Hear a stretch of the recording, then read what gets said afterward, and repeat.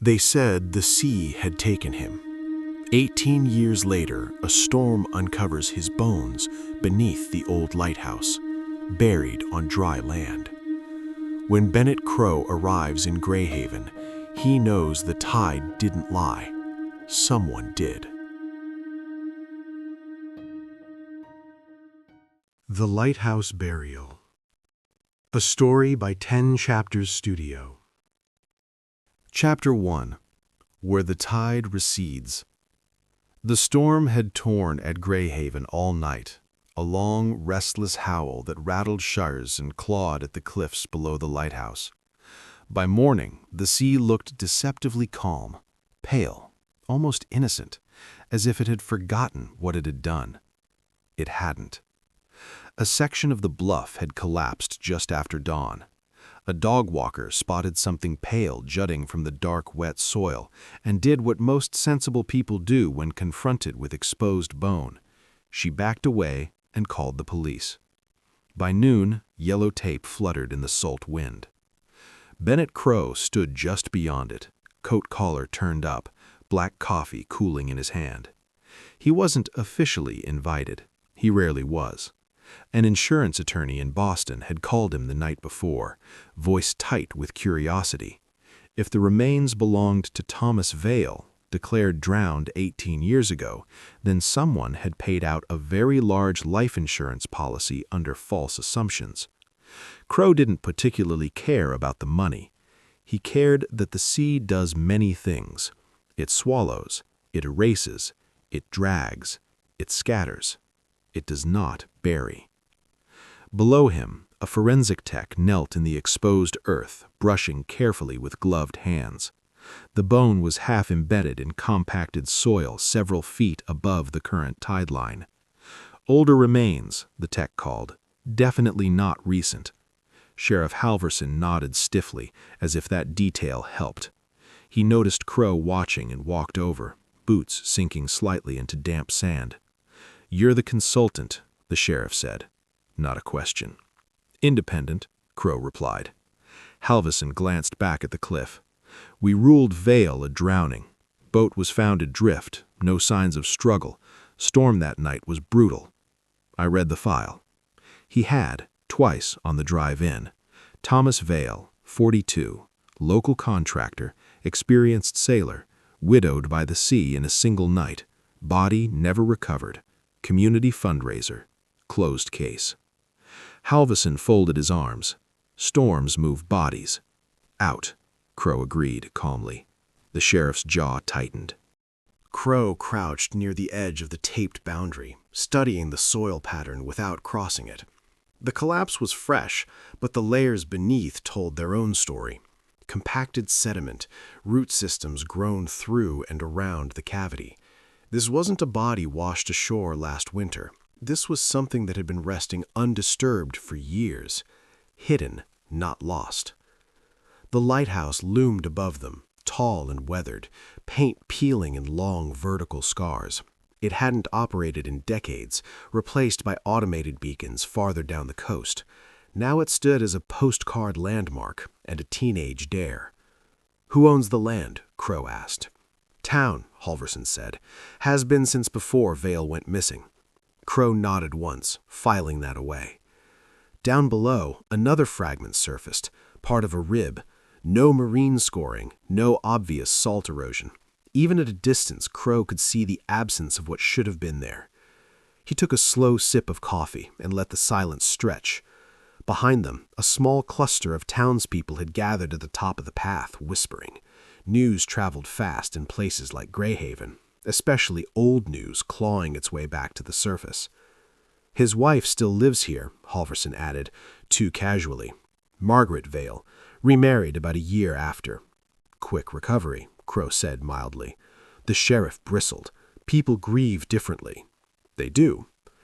Crowe stood, brushing sand from his coat sleeve. He wasn't judging, he was observing. There's a difference, though not everyone appreciates it. A gull cried sharply overhead, circling once before veering back towards open water. 18 years ago, Thomas Vale's boat was found drifting 3 miles offshore, engine dead, no blood, no distress call. The storm that night had been fierce enough to justify tragedy, conveniently fierce. The town mourned, the insurance company paid, the file closed. And yet, Crowe looked once more at the exposed earth beneath the lighthouse. The sea does not dig graves into compacted soil above the tide line, which meant someone else had. He turned toward the sheriff. "You may want to reopen that drowning." Halverson's expression hardened. "You're making assumptions." "No," Crowe said quietly. "I'm eliminating them." Down below, the tech lifted her head. "Sheriff," she called, "there's more. Looks like deliberate placement."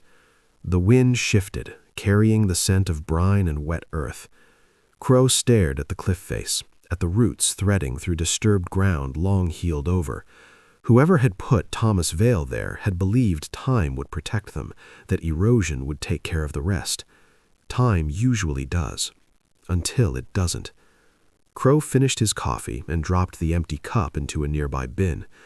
"Let's find out," he said, almost to himself, "who trusted the sea to keep their secret."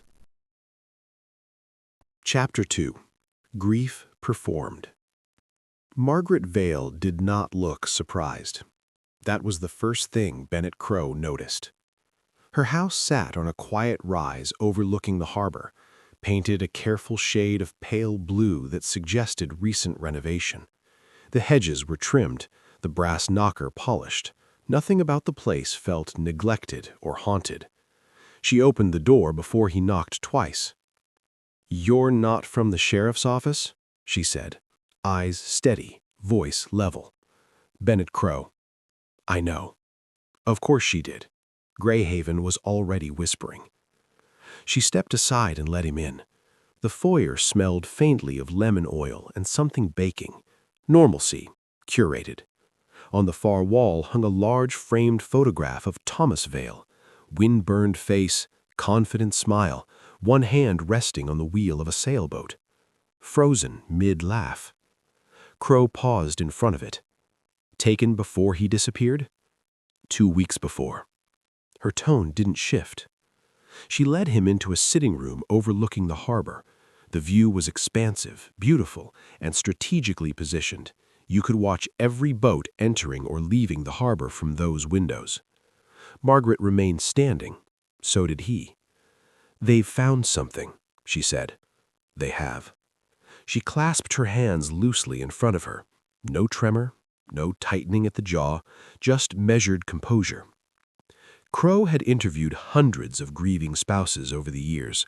Real grief is chaotic. It leaks. It resists choreography. Margaret's did not. "I already buried my husband once. I won't do it again." Crowe studied her eyes when she said it. Pupils steady, blink rate normal, shoulders relaxed, no visible flush in the neck. Interesting. "Where were you the night he went out?" Crowe asked gently. "Home. We'd argued earlier." She didn't hesitate. "About money." That wasn't in the original report. She gave him the faintest smile. The sheriff didn't ask. "About what kind of money?" "Investment losses. He'd made a series of poor decisions that year." A pause. "Thomas wasn't reckless, but he was proud." Crowe filed that away. "And after the argument?" "He said he needed air. Took the boat out despite the weather warning. That was typical of him. Storms made him feel invincible."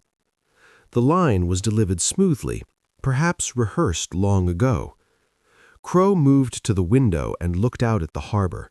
2 fishing vessels idled near the docks. A sailboat rocked gently against its mooring. Did he often sail at night? Not often. But sometimes. Yes. He turned back to her. "You remarried?" "Yes." Quickly. Her jaw tightened, barely. "After a year." "To whom?" "Daniel Mercer." Crowe recognized the name from the file. Mercer had been Thomas Vale's business partner. "And how is Mr. Mercer handling the news?" "He passed away 3 years ago." Crowe blinked once. That hadn't been in the summary report. Cause? Heart attack. Margaret walked to the mantel and adjusted a framed photo, herself beside a tall, silver-haired man Crowe assumed was Mercer. They looked comfortable together, practiced. "You think you killed your husband," she said without turning. "I think your husband wasn't buried by the ocean." Silence stretched between them. Outside, a buoy bell clanged faintly in the distance. "I loved Thomas," she said finally. The words were clean, balanced. "Whatever you're implying, you're wrong." Crowe didn't answer. He stepped closer to the mantel, eyes drifting to the framed life insurance certificate discreetly displayed beside the wedding photograph. A commemorative copy, something insurance companies sometimes provided after a payout. Large sum. "Was the policy your idea?" he asked. "It was practical." "Recently updated before his death?" That did it. Just a flicker, less than half a second at the corner of her mouth. Not fear, not quite. Annoyance. "You're suggesting motive," she said. "I'm gathering context." Margaret faced him fully now. "If those bones are Thomas, then someone moved him, and it wasn't me." "Why say it that way?" "Because Thomas drowned." Crowe let that sit. "How can you be certain?" he asked.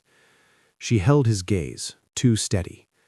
"Because I watched him leave," she said softly, "and I never saw him come back." There it was. Not grief, not uncertainty. Certainty. Crowe nodded once.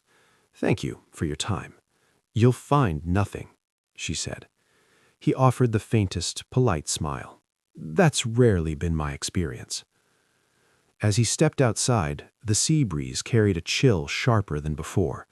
He paused at the edge of the walkway and looked back at the house. Margaret Vale had not asked how the remains were discovered. She had not asked where. She had not asked what condition they were in.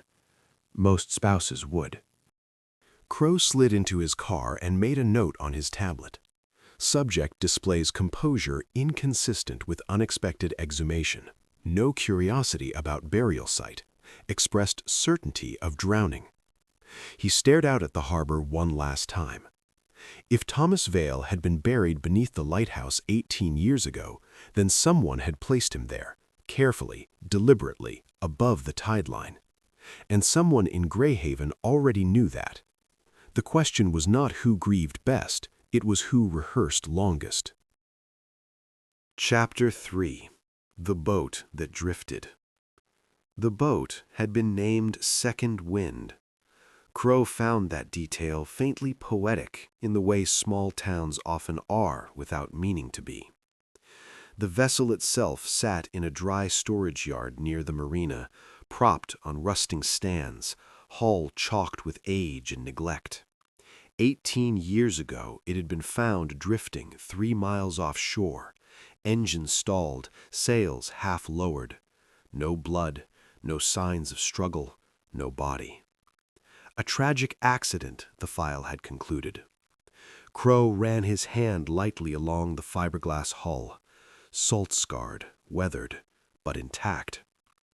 The marina owner, Pete Anders, hovered nearby, sun-beaten, wary, talkative in the way men become when they are unsure what to hide.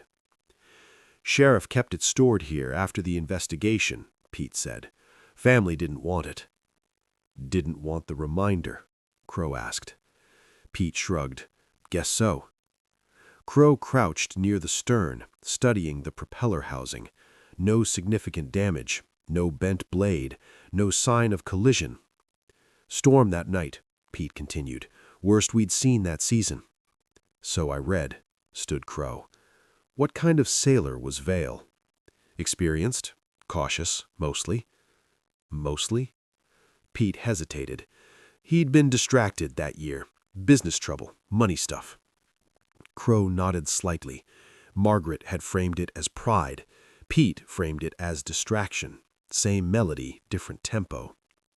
"Did he service the boat regularly?" "Always." Crowe stepped aboard carefully, the deck creaking under his weight. The cockpit was small, neat even now. He examined the instrument panel. Outdated GPS units still mounted, though long dead. "Mind if I remove this?" Crowe asked.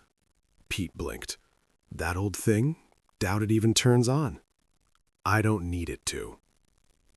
An hour later, Crowe sat in his rental car with the GPS unit on the passenger seat, cables connected to his laptop. The hardware was archaic, but older marine devices often stored voyage logs internally, timestamps, coordinates, route trails. If the memory chip had survived. He let the extraction program run while reviewing the original marine report.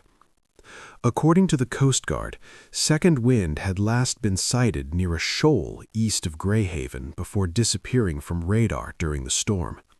It was found adrift the following morning, engine cold, anchor untouched. Anchor untouched. Crowe reread that line. If a sailor senses mechanical trouble during a storm, the first instinct is often to drop anchor, buy time, stabilize drift. Vale hadn't, or hadn't needed to. His screen pinged softly. Data recovered. Crowe leaned forward. There it was, a fragmented route log from the night of the storm. The timestamps were intact, though some coordinates were corrupted. But one thing stood out immediately. The final recorded position before signal loss was not near the shoal. It was closer to shore, much closer. Crowe zoomed in, overlaying the coordinates onto a current satellite map. The last transmission placed second wind within a half-mile of the Lighthouse cliffs. He stared at the blinking dot. That wasn't open water. That was dangerously shallow. Unless you knew the currents. Unless you were trying to approach without being seen from the harbor. Crowe replayed the sequence. The boat had moved steadily along its usual channel at first. Then, approximately 40 minutes before the storm peaked, it changed course. Deliberately. Toward land. He leaned back slowly. If Thomas Vale drowned offshore, why did his boat's last logged position sit near the very cliff where his remains had now surfaced? Either the GPS was wrong, or the narrative was. Crowe pulled up archived marine weather data for that night. Wind speed increased sharply around 10:17 p.m.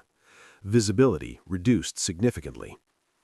The route change occurred at 9:42 p.m., before the panic became unmanageable.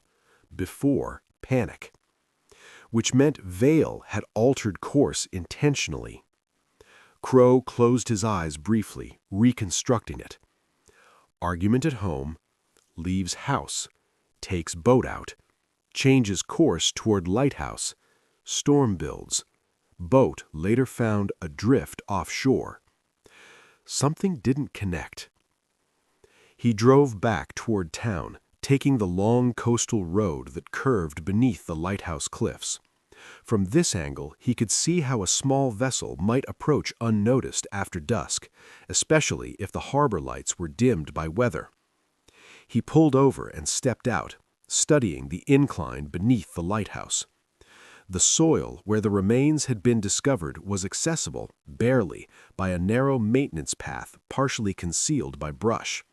It wasn't obvious from the water, but it was reachable. Crowe crouched and examined the erosion pattern. Long unused, overgrown, but not impossible. He imagined it 18 years ago, darker, less eroded, easier to navigate. If Vale approached the cliff voluntarily, he wasn't lost. He was meeting someone. A gull shrieked overhead. Crowe straightened. Another possibility settled in his mind, quiet but persistent. What if Vale hadn't died at sea at all? What if the boat was staged? He returned to his car and opened the original Coast Guard recovery photos. The images showed second wind drifting with sails partially lowered. Partially. Not torn. Not shredded by storm force. Lowered. Crowe zoomed in. The halyard lines were secured cleanly. That wasn't storm damage. That was preparation. He tapped his fingers lightly against the steering wheel. Someone had controlled that boat that night, and someone had wanted it found. He glanced once more at the lighthouse rising above the cliff, tall and watchful. 18 years ago, Thomas Vale was not lost at sea. He was near shore, near land, near someone. Crowe started the engine. If Vale had altered course deliberately, then whoever he intended to meet had known about it, which meant the secret wasn't hidden in the waves. It was rooted in Greyhaven, and someone here had been expecting him. Chapter 4. The Partner. Daniel Mercer had been described in the original file as steadfast, reliable, a stabilizing force in Thomas Vale's contracting business. Dead 3 years now, conveniently unavailable. Crowe sat at a small table in Greyhaven's only cafe, a place that still accepted checks and closed at 3 in the afternoon. Across from him sat Elaine Porter, former bookkeeper for Vale and Mercer Construction. She had retired shortly after Thomas disappeared. "I didn't expect this to come back," she said quietly, hands wrapped around a ceramic mug. "We all made our peace with it." "Peace is often paperwork," Crowe replied mildly. Elaine gave him a thin smile. "You're not from here?" "No." She studied him for a moment. "What do you want to know?" "Money," Crowe said simply. Elaine nodded once, as if she'd expected that. "There were losses," she admitted, "but not catastrophic. We'd overextended on a marina renovation project. Delays, supply issues. Thomas blamed himself." "Blame doesn't bury someone beneath a lighthouse." Her fingers tightened slightly on the mug. "There was tension between him and Daniel," she continued. "Not shouting matches. Quieter than that." "Over what?" "Direction. Daniel wanted to scale back. Thomas wanted to expand." Crowe leaned back. "Was Daniel cautious?" "Extremely." "Was Thomas reckless?" "No." She shook her head firmly. "Ambitious, not reckless." Crowe watched her eyes when she said it. No hesitation, no defensive posture. That felt genuine. "Was the life insurance policy discussed internally?" he asked. Elaine blinked. "Insurance?" "Thomas's personal policy. Substantial sum." "I knew he had one. Most business owners do." "Recently increased?" A flicker of surprise this time, authentic. Brows lifted, forehead creased. "I wouldn't know about that," she said slowly. "That wasn't company business." Crowe nodded. "After Thomas disappeared," he continued, "did Daniel assume full control?" "Yes." "Immediately?" "There wasn't much choice." "And the marina project?" "Completed 6 months later." Crowe let that settle. "Profitable?" Elaine hesitated. "Yes," she admitted. "Very." There it was. He stirred his coffee absently. "Did Daniel seem relieved?" Elaine's lips pressed thin. "That's an unfair question." "Is it?" Silence stretched between them. Finally, she sighed. "Daniel wasn't cruel, but he was practical. He believed Thomas's expansion ideas were too risky. After the accident, things stabilized." "Stabilized." Crowe filed the word away. "Did Daniel ever visit the lighthouse area?" he asked casually. Elaine frowned slightly. "The lighthouse?" "Yes. Not that I recall." Crowe studied her face. Slight confusion, no guardedness. That felt true. After Elaine left, Crowe remained seated, reviewing notes on his tablet. Daniel Mercer had inherited not only the company, but also Thomas's client network, unfinished contracts, and reputation. The business had grown steadily in the years following Thomas's disappearance. Stability had suited Daniel well. Crowe closed the file and walked toward the marina office. Pete Anders was inside, sorting paperwork. "Daniel Mercer," Crowe said without preamble. Did he own a boat? Pete looked up. No. Did he ever rent one? Not from me. Crowe nodded slowly. Did he fish? Pete laughed faintly. Daniel? He hated the water, got seasick looking at it. That was interesting. Crowe stepped back outside and stared at the harbor. If Mercer avoided boats, then staging a maritime accident would have required either assistance or careful planning from land. He pulled up the recovered GPS route again. Course change at 9:42 p.m. Proximity to Lighthouse. Storm escalation later. If Thomas had altered course intentionally, perhaps Mercer wasn't the one who met him. Perhaps someone else had reason to keep the meeting off the books. Crowe checked property records for land parcels near the lighthouse 18 years ago. Most were town-owned, except one. A small maintenance storage structure leased at the time to Vale and Mercer Construction for coastal reinforcement supplies during the Marina project. Lease terminated 3 months after Thomas's death. Crowe stared at the screen. Temporary access to land near the lighthouse, business connection, storm night. He drove out toward the base of the lighthouse again, this time walking the perimeter more carefully. The storage structure still stood, weathered, locked, unused. He crouched near the foundation and brushed away loose dirt. The soil composition matched the exposed burial site, dense, clay-heavy, mixed with construction aggregate, not natural beach sediment, construction fill. Crowe straightened slowly. If Thomas Vale had been buried here, the ground would have required tools, time, privacy, and access. He stepped back and looked up at the lighthouse tower. From this vantage point, the cliff path could not be seen from the harbor at night, hidden, unless you knew where to look. Crowe took out his phone and made a brief call. I need original autopsy documentation, he said when the lab answered, specifically for skeletal trauma patterns once identification is confirmed. He ended the call and slipped the phone away. If Thomas had been killed before burial, the bones would tell a story the sea never had the chance to erase.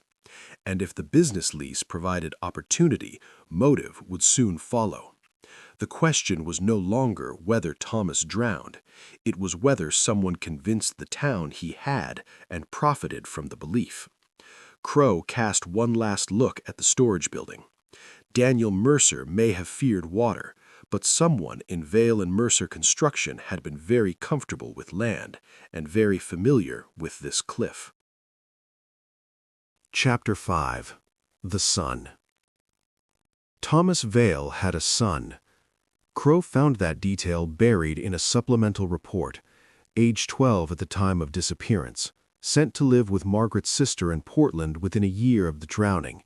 No public interviews, no media presence. Interesting. His name was Andrew Vale, now 30. Crowe arranged to meet him at a quiet waterfront bar 2 towns south of Greyhaven. Andrew arrived early, which Crowe appreciated. He was lean, restless, with his father's jawline and his mother's steady gaze, though his eyes carried something Margaret's had not: resentment. "You're reopening it," Andrew said without sitting. No greeting. "I'm re-examining it." Andrew gave a sharp, humorless breath. 18 years later? Yes. Andrew sat. His knee bounced once beneath the table before he stilled it deliberately. "They found bones, under the lighthouse."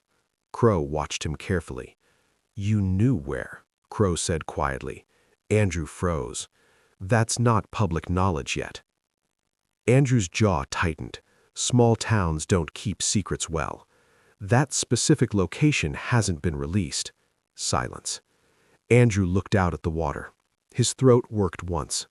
"He used to go up there with him," Andrew said finally. "The lighthouse. He said it was the only place in town where you could think clearly." Crowe said nothing. Andrew continued, voice flattening as memory surfaced.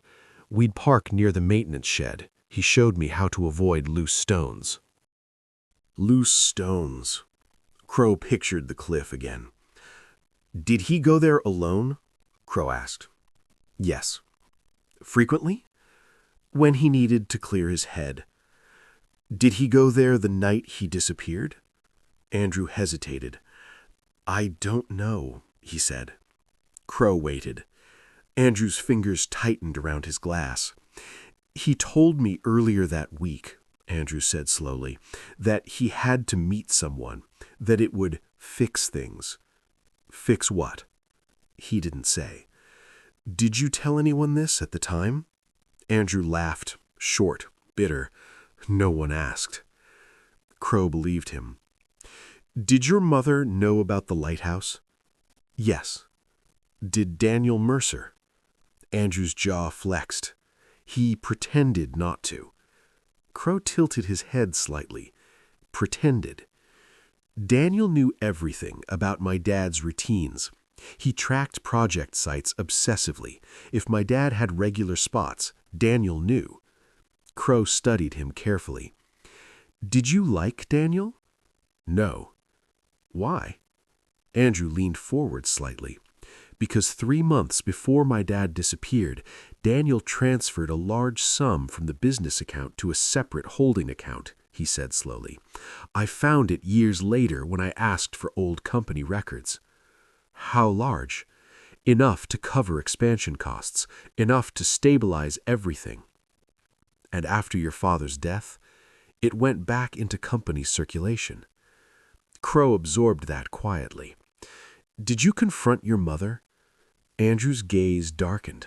She said I was looking for ghosts. Are you? Andrew's knee bounced again, more visibly this time. I don't think my dad drowned, he said. That wasn't grief. That was conviction. Why not? Because he was a cautious sailor. Because he never sailed straight into a storm without lowering anchor. Because the boat was found too clean. Crowe held his gaze. You've looked into this? Yes. Why stop? Andrew swallowed. My mother asked me to. There it was. Why? She said digging would ruin what little peace we had left. Crowe leaned back slightly. Peace, he repeated. Andrew gave a strained smile. You don't sound like you believe in that. I believe in facts, Crowe said calmly. Peace is a side effect. The bartender passed briefly, refilling water glasses. Neither man acknowledged him. Where were you the night your father went out? Crowe asked. Andrew stiffened. Home. With your mother? Yes. Did they argue? Yes. About what? Andrew hesitated longer this time. Money, he said, but also about Daniel. Crowe's expression remained neutral. What about Daniel? My dad thought Daniel was siphoning funds. There it was. And? He was gathering documentation. For what purpose? Andrew met Crowe's eyes. To confront him. Crowe let the silence stretch long enough to feel deliberate. If your father planned to confront Daniel, he said quietly, why meet at the lighthouse? Andrew's voice dropped. Because Daniel hated public scenes. Wind rattled the bar's windows. Crowe's mind moved carefully now. Thomas Vale suspected financial misconduct. He intended to confront his partner. He often met people privately at the lighthouse. His boat altered course toward that exact cliff the night he disappeared. Crowe leaned forward slightly. Did your father ever carry tools in the boat? He asked. Andrew blinked. Tools? For marina work, reinforcement supplies. Sometimes. Crowe nodded slowly. Construction aggregate had been found in the soil near the burial site. If Thomas brought tools that night, willingly, he may not have realized he was delivering them to his own grave. Andrew's phone buzzed on the table. He ignored it. Are you going to tell me what you think? Andrew asked. Crowe studied him carefully. I think your father didn't drown, he said. Andrew exhaled shakily. And, I think, Crowe continued, someone close to your father knew exactly where he would be. Andrew's jaw tightened. You think it was my mother, he said quietly. I think, Crowe replied evenly, that someone close to your father knew exactly where he would be. Andrew looked back toward the harbor. If it was Daniel, he said softly, he's dead. Yes. But if it wasn't, Crowe followed his gaze to the water. Then he said almost gently, dead men don't rehearse their grief. Andrew turned sharply toward him. My mother didn't kill him. Crowe held his stare. Then why did she ask you to stop looking? Outside, the tide began to shift, and somewhere beyond the harbor, the lighthouse stood silent, watching. Chapter 6. The Ledger. Crowe preferred records to rumors. Rumors were emotional. Records were patient. By mid-morning, he sat inside the county archives office, a narrow room that smelled faintly of dust and toner. The clerk had been cooperative once he mentioned insurance irregularities. Money, unlike grief, motivates efficiently. On the table in front of him lay scanned financial statements from Vale and Mercer Construction, dated 6 months before Thomas's disappearance. He wasn't looking for dramatic theft. He was looking for rhythm. Income streams, transfers, timing.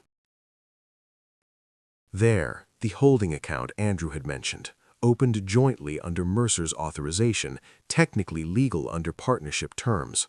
Funds moved into it in 3 staggered installments over 8 weeks. Not siphoned, reallocated. Crowe leaned back slightly. If Mercer had been stealing, he'd have hidden it better. These transfers were visible, defensible as contingency reserves during the marina project, which meant Andrew's suspicion might be misplaced. Crowe tapped his pen lightly against the margin of a printed ledger. The final transfer into the holding account occurred 5 days before Thomas vanished. 5. He pulled up phone records from the same week, archived through an old billing subpoena attached to the original investigation. Thomas had made 3 calls to Daniel Mercer that week, each under 2 minutes. Then, the night of the storm, at 8:17 p.m., a call from Thomas's cell to a number not saved under Mercer's contact entry. He zoomed in. The number belonged to Margaret Vale. Duration, 43 seconds. He read it again. Thomas called his wife shortly before changing course toward the lighthouse. That detail had not been emphasized in the original report. Crowe requested the archived cell tower ping logs, old records but occasionally preserved through billing systems. If Thomas had called Margaret from the water, his tower triangulation would reflect his position. 10 minutes later, the file arrived. Crowe studied the map overlay. At 8:17 p.m., Thomas's phone pinged a tower covering the southern marina district. At 9:03 p.m., another ping, stronger, from the tower nearest the lighthouse. Then, nothing. The route change logged at 9:42 by the boat's GPS. Crowe narrowed his eyes. The timeline didn't align cleanly. If Thomas was near the lighthouse at 9:03, why did the GPS show the course change nearly 40 minutes later? Unless... Crowe leaned forward. Unless the phone left the boat before the GPS signal did. He replayed it slowly. Call to Margaret at 8:17, boat moving normally. At 9:03, phone near lighthouse tower.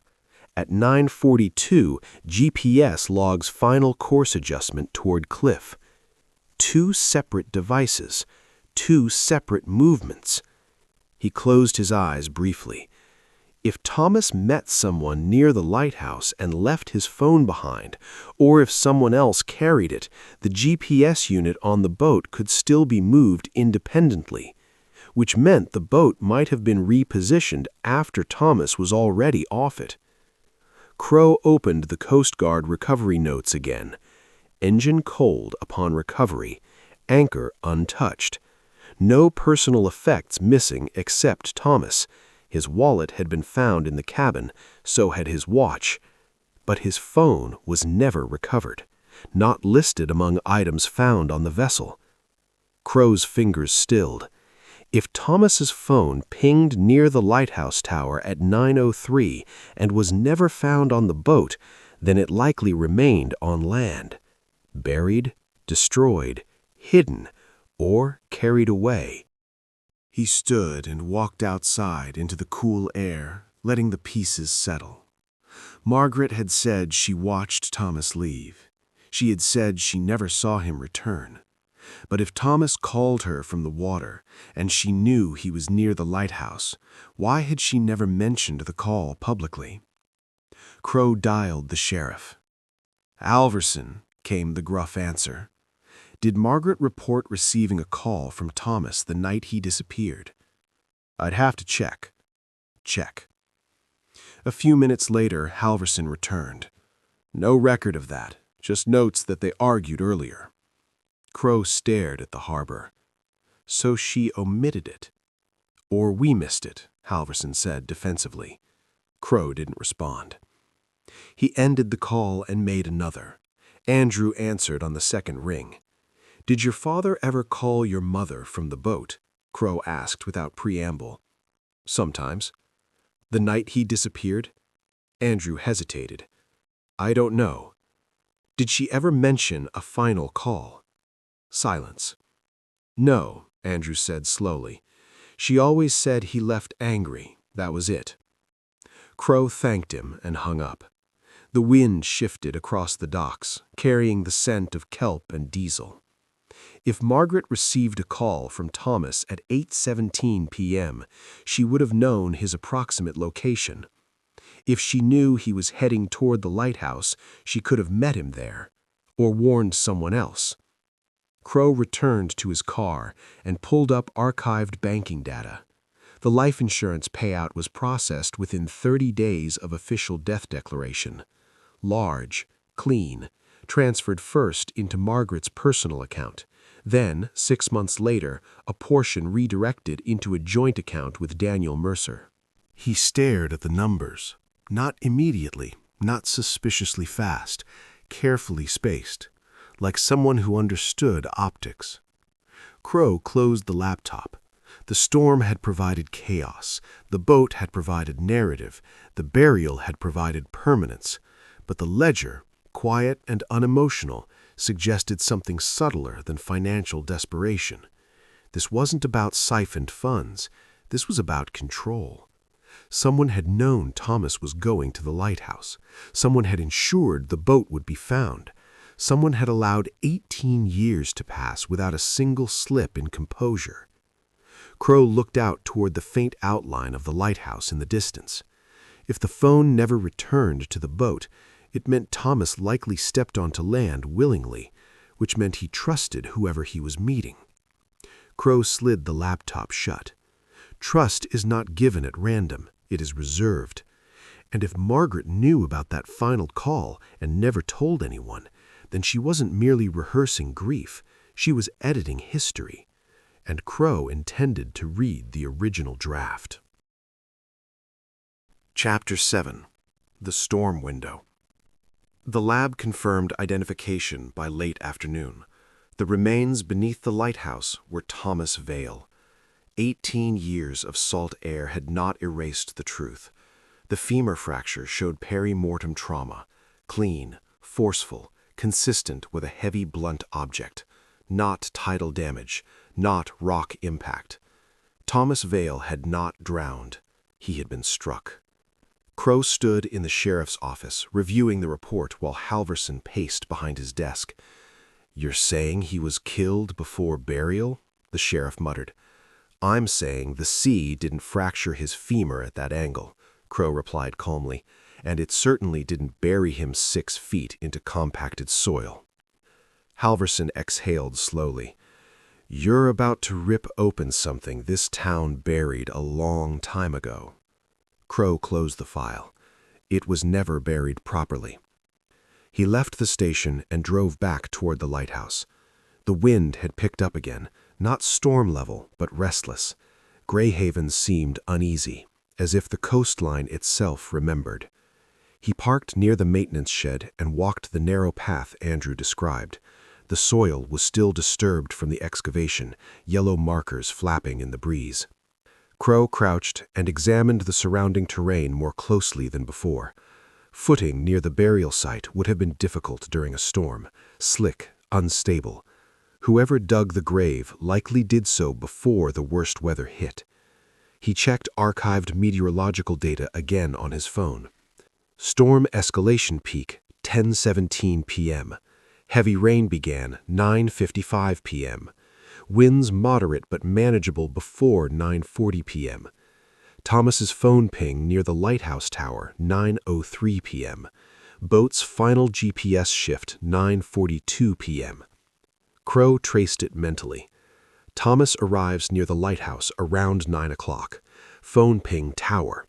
Confrontation occurs. Blow delivered. Burial begins, hurried but deliberate. Boat repositioned before storm peak. The window was tight. Too tight for a panicked killing. This had been anticipated. Crowe stood and looked toward the waterline. From here, a small boat could approach the base of the cliff unnoticed, especially if harbor attention was focused on incoming weather.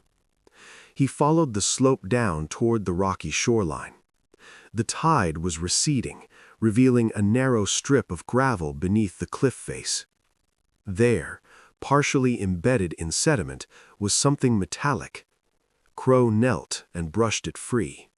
A rusted mooring spike, not natural debris, industrial grade, the kind used to secure temporary loads during construction projects. He turned it over in his hand. Vale and Mercer Construction had leased this land during the Marina Reinforcement Project. Construction aggregate had been found in the burial soil. A mooring spike near the base of the cliff suggested something had been anchored there, not a sailboat, but perhaps a small work skiff. Crowe looked back up toward the cliff. If Thomas met someone on land, why move the boat afterward? Unless Thomas had arrived by boat, and someone else had left with it. He stood slowly. If the boat was repositioned offshore to sell the drowning narrative, the person doing so would need sailing competence. Margaret did not sail. Daniel Mercer hated water, but someone else might have. Crowe pulled up the employee list from Vale and Mercer Construction 18 years ago.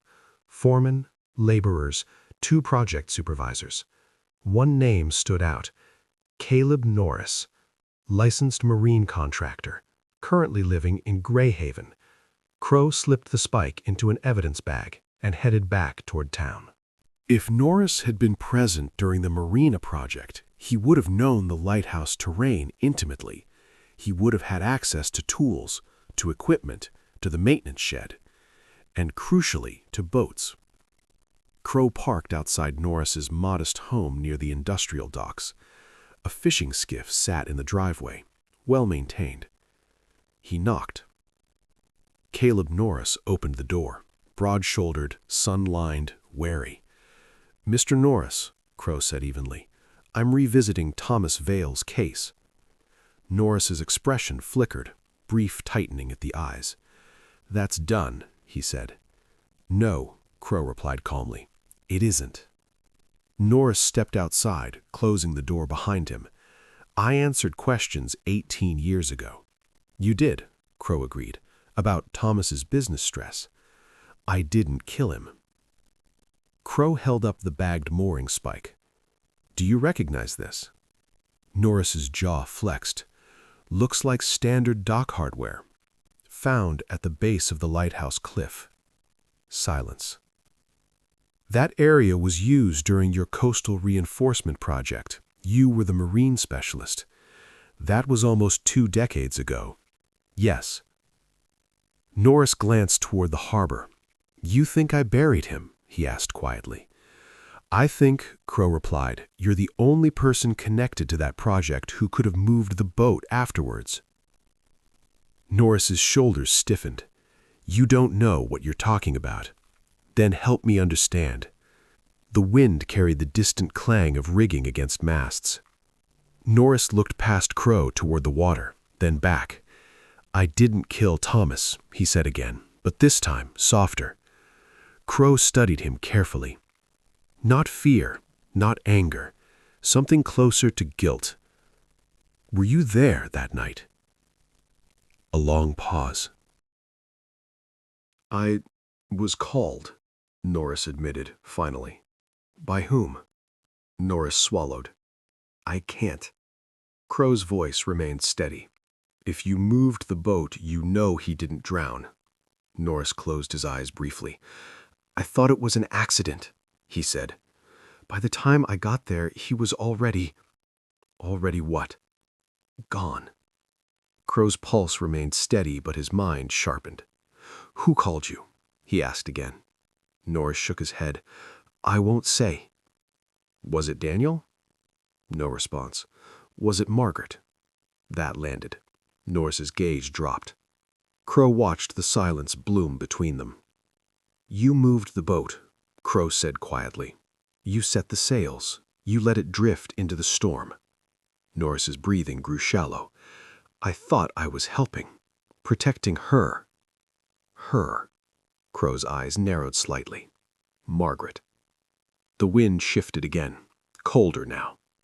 If Norris had moved the boat to stage the drowning, then Margaret had known Thomas was dead before the storm peaked, which meant the phone call at 8:17 p.m. wasn't the final conversation. It was a setup. Crowe slipped the evidence bag back into his coat pocket. You helped bury him too, he said calmly. Norris didn't answer, but he didn't deny it either. And for the first time since arriving in Greyhaven, Crowe felt the shape of the truth begin to solidify. Thomas Vale hadn't met Daniel at the Lighthouse. He had met his wife. And someone else had cleaned up afterward. The storm hadn't killed him. It had simply covered the sound. Chapter 8. What She Knew. Margaret Vale did not look startled when Bennett Crowe returned. That, again, was the first thing he noticed. She opened the door as though she had expected him, perhaps even rehearsed this moment. The house was immaculate, sunlight catching the polished banister, the harbor glittering beyond the windows. You've spoken to Caleb, she said calmly. Crowe stepped inside without comment. I've spoken to several people, he replied. She closed the door gently. And you think you've solved it? I think, Crowe said evenly, that Thomas didn't drown. I think he was struck near the lighthouse. I think Caleb Norris moved the boat afterwards. Margaret's face remained composed. You're building a story, she said. No, Crowe replied. I'm removing the wrong one. They moved into the sitting room. She remained standing again. So did he. The lab confirmed trauma to his femur, paramortem, not marine damage. A pause. And Caleb admitted he was there that night. Her jaw tightened, almost imperceptibly. You told you that, she asked. Yes. Silence settled like dust. Margaret walked to the window and looked out at the water. Her reflection stared back at her, controlled, pale, steady. You think I called Caleb, she said. I think you called someone. Your husband phoned you at 8:17 p.m. That was never disclosed. She turned slowly. Phone records don't tell you tone, she said. They tell me timing. Her eyes flickered. Irritation, not panic. He called to apologize, she said. He said he was coming home. And instead, he went to the lighthouse. She held his gaze. Yes. Crowe let the silence stretch. Why? He asked. Margaret inhaled slowly. Because I told him to meet me there. The words landed without tremor. Crowe did not react outwardly. You drove there, he said quietly. Yes. Why not meet at home? Because Andrew was there. A mother protecting her child from an argument. It sounded reasonable. Did Daniel know? Crowe asked. No. Crowe studied her face carefully. That's the first true thing you've said, he said. Her expression shifted just slightly. He confronted me about the insurance policy, she said after a moment. He believed Andrew and I were planning to edge him out. Were you? She didn't answer directly. He was unraveling, she said instead, spending recklessly, risking the company, risking our future. So you met him at the Lighthouse to discuss business strategy? Her eyes sharpened. I met him to stop him from making a mistake. And? She looked away briefly, the first crack. He slipped, she said. Crowe did not blink. Slipped? Yes. The ground was unstable. We were arguing. He stepped back too quickly. And fractured his femur on impact? Silence. You're very certain about that fracture, she said. I am. The wind outside picked up, rattling the window panes faintly. You didn't plan to kill him, Crowe said evenly, but you did plan to meet him privately. You knew the storm would provide cover. Her lips pressed together. He accused me of betrayal, of conspiring with Daniel. He was furious. And I pushed him. The room seemed to still. Where? He asked. At the edge of the path. Toward the cliff? No, she shook her head faintly. Toward the shed. Crowe's eyes narrowed slightly. He fell, she continued, hit his leg against construction debris. Just his leg? She hesitated. There was a rock. Crowe held her gaze. A rock doesn't fracture a femur that cleanly without force, he said.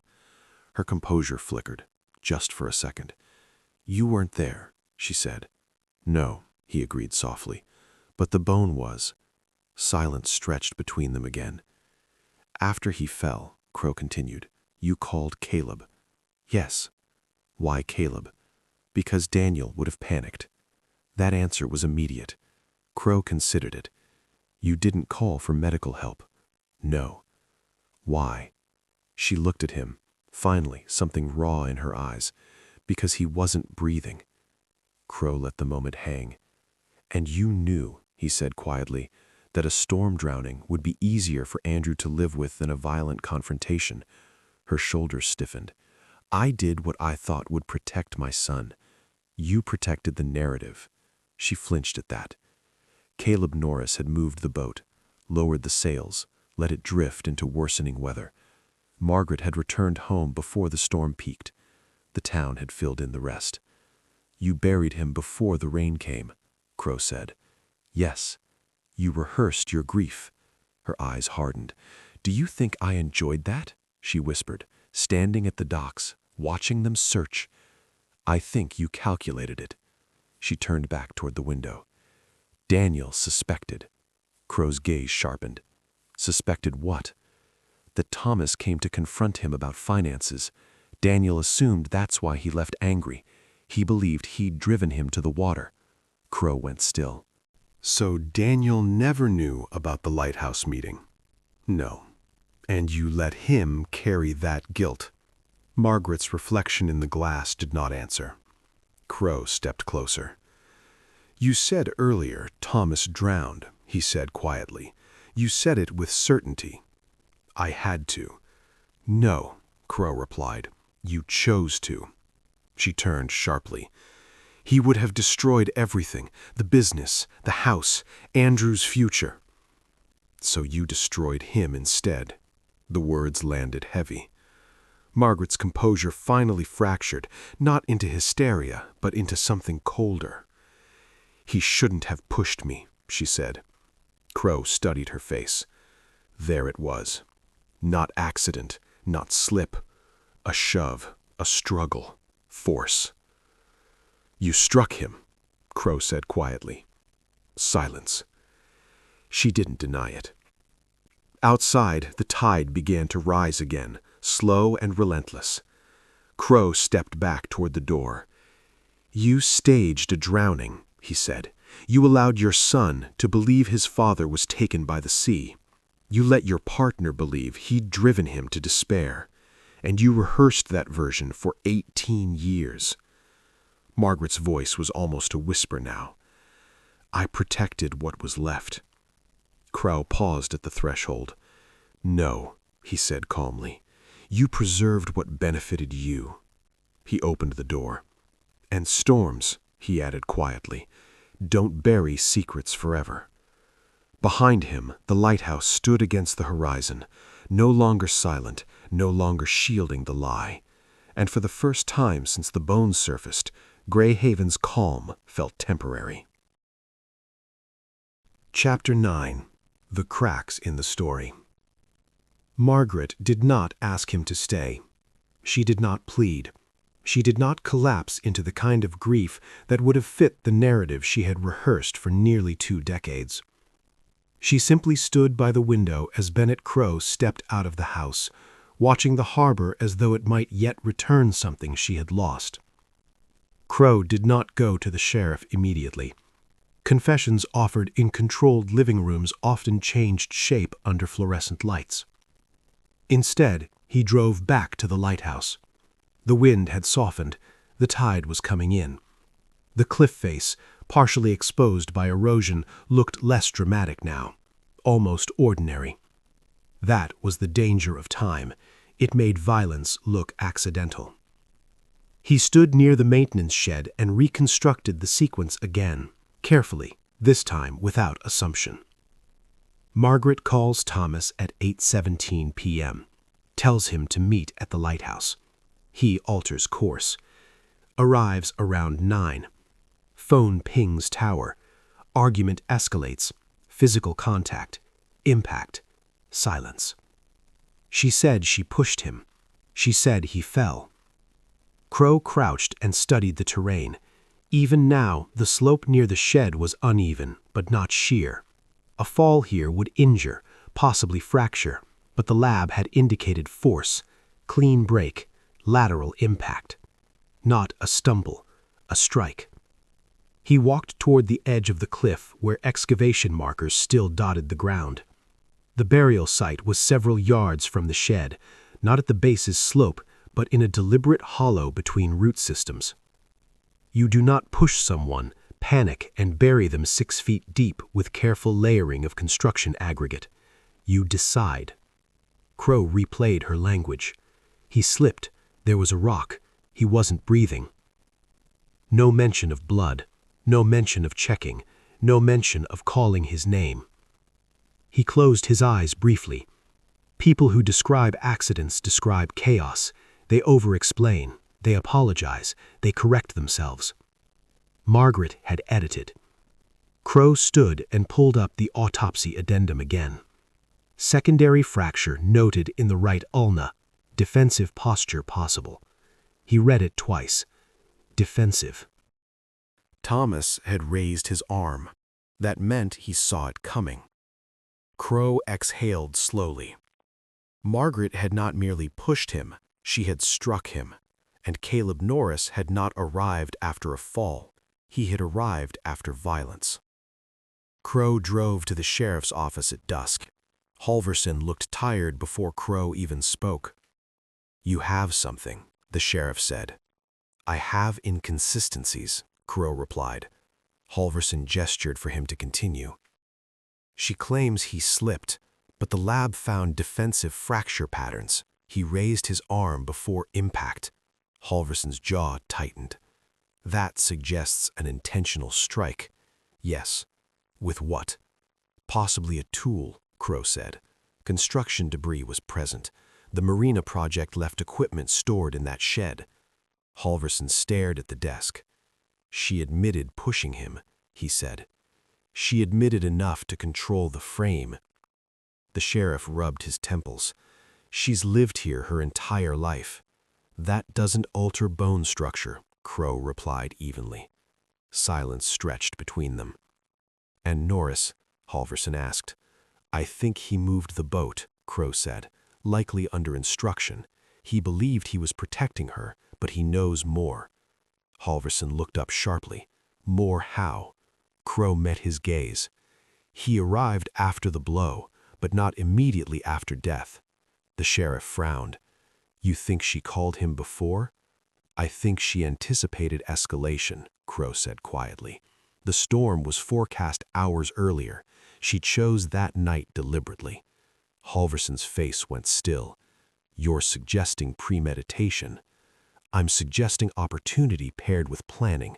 Crowe stood and walked to the window overlooking the harbor. If Thomas suspected her involvement in the holding account transfers, and if she feared exposure, both financially and personally, then a confrontation in a secluded location during a coming storm offers cover. Halverson said nothing. And Daniel? The sheriff asked finally. Daniel believed Thomas confronted him, Crowe said. He carried that guilt. Margaret allowed it. Halverson looked almost ill. She let him die thinking he caused it? Yes. The room felt smaller suddenly. Halverson leaned back heavily in his chair. She never once faltered at the docks, he muttered. Not once. Some people don't, Crowe said. The sheriff studied him. You've seen this before. Yes. Silence. Outside, lights flickered on along the harbor as evening settled. What do you need? Halverson asked at last. Bring her in, Crowe said, and bring Norris separately. Do not let them speak. Halverson hesitated only a moment before nodding. As Crowe stepped toward the door, the sheriff spoke again. You're certain? Crowe paused. No, he said calmly, but the truth is. He stepped out into the cooling air. Across the harbor, the lighthouse beam, automated now, blinked steadily against the darkening sea. 18 years ago, a storm had masked the sound of violence.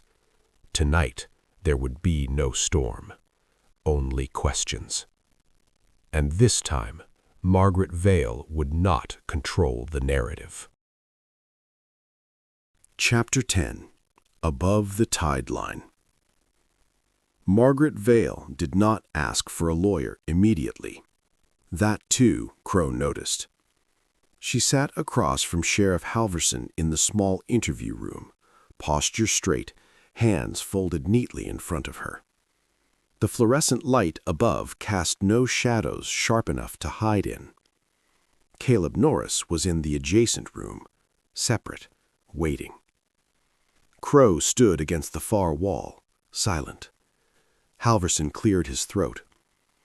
We've confirmed trauma consistent with a deliberate strike, he said carefully. Not a fall. Margaret's eyes shifted briefly to Crowe, then back to the sheriff. You're relying on interpretation, she said evenly. We're relying on bone, Crowe replied quietly. Silence. Halverson slid a printed photograph across the table, the autopsy diagram highlighting the ulna fracture. Defensive injury, he said. He raised his arm. Margaret's composure tightened by a fraction. He was angry, she said. He lunged. And you struck him, Crowe said. She did not answer. Halverson leaned forward. With what? Margaret inhaled slowly. There was a pry bar in the shed, she said at last. Crowe didn't blink. And you brought it? The sheriff asked. No. You knew it was there, Crowe said. She looked at him sharply. You knew the site, he continued calmly. You knew the storm would limit visibility. You knew Andrew wouldn't be there, and you knew Thomas would come if you asked. Her jaw tightened. I didn't plan to kill him. No, Crowe agreed softly. You planned to confront him. The rest required only a moment. Silence pressed into the room. Halverson spoke again. Norris says you called him before the storm intensified. Margaret's eyes flickered. He says you told him there had been an accident and that you needed help. She closed her eyes briefly. "I panicked," she said. Crowe stepped forward slightly. "You didn't panic," he said quietly. "You buried him before the rain came." Her eyes snapped open. "You layered the soil with construction aggregate. You selected a location above the tide line. You ensured the grave would hold." Her composure finally fractured, not into hysteria, but into anger. "He was going to destroy everything," she said. "He'd uncovered the account. He thought Daniel and I were conspiring." "Were you?" Halverson asked. She hesitated. "Yes." The word hung in the air. Crowe tilted his head slightly. The holding account wasn't siphoning, it was preparation. "Yes," she snapped. "Thomas wanted to gamble the company on expansion. Daniel and I stabilized it." "Without telling him," Crowe said. "He would have undone it." "So you arranged a private meeting?" "Yes." "With a tool nearby?" Silence. Margaret looked down at her hands. "I didn't mean to hit him that hard," she said quietly. The room went still. Halverson leaned back slowly. "And after?" he asked. "I called Caleb. I told him Thomas had fallen, that the storm would make everything worse. I said we had one chance to protect Andrew." Crowe studied her carefully. "You let Daniel believe he drove Thomas to suicide." Margaret's eyes hardened again. "He would have left otherwise." Crowe absorbed that. So Daniel had stayed, loyal, burdened, grateful even, because he believed himself partly responsible. A quieter cruelty. "You preserved the business," Crowe said. "The house, the insurance." "I preserved my son's future," she replied sharply. "You preserved your control," Crowe corrected. Silence fell heavy again. In the adjacent room, a chair scraped faintly, Caleb shifting under the weight of his own confession. Halverson stood. "Margaret Vale," he said slowly, "you are under arrest for the murder of Thomas Vale and for obstruction of justice." She did not resist. As she was led past Crowe, she paused. "I loved him," she said softly. Crowe met her eyes. "Love doesn't strike first," he replied. She looked away. Later that evening, Crowe stood alone beneath the lighthouse. The tide had risen, smoothing the shoreline, reclaiming the exposed gravel. The cliff face looked whole again, as though it had never surrendered its secret. He walked to the excavation site, now partially filled and cordoned. 18 years. Long enough for a boy to become a man. Long enough for guilt to settle into bone. Long enough for a town to stop asking questions. But erosion is patient. It takes one storm to undo careful work. Crowe slipped his hands into his coat pockets and looked out over the dark water. The sea had never taken Thomas Vale. It had only asked to pretend. Behind him, the lighthouse beam rotated steadily, sweeping across harbor and cliff alike. Above the tide line, secrets last longer, but not forever. Crowe turned and made his way back toward his car, the wind carrying salt and something else, relief perhaps, or simply the absence of a lie. In Greyhaven, the storm had finally ended, and this time the truth had stayed on land. End of chapter and end of story. Please like and subscribe to support our channel and to listen to more free audiobooks.